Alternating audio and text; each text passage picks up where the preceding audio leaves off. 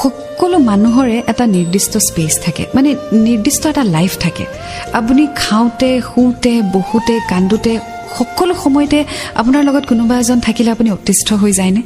ঠিক তেনেকুৱা এটা কথাই হয় এটি ৰিলেশনশ্বিপত মানে আপুনি এজন ইন্ডিভিজুৱেল হয় আপুনি নিজৰ ষ্টাইলত নিজৰ ৱেট নিজাভাৱে ডাঙৰ হৈছে সো নিজৰো কিছুমান চইচেছ থাকে লাইকস থাকে ডিসলাইকস থাকে ভাল লগা কাম থাকে বেয়া লগা কাম থাকে সব সময়তে যদি কাৰোবাৰ পাৰমিশন লব লাগে বা সব সময়তে যদি কাৰোবাক জনাব লাগে তেতিয়া এনেকুৱা হৈ যায় যে লাইফটো যেন এটা জেইল হৈ পৰিছে ইনফৰমেশন দি থাকিব লাগে আৰু তেতিয়াই স্পেচ বিচাৰে মানুহে ইট ডাজন্ট মিন যে আপুনি আপোনাৰ পাৰ্টনাৰক ট্ৰাষ্ট নকৰিব space is about living your life liking what you do enjoying what you love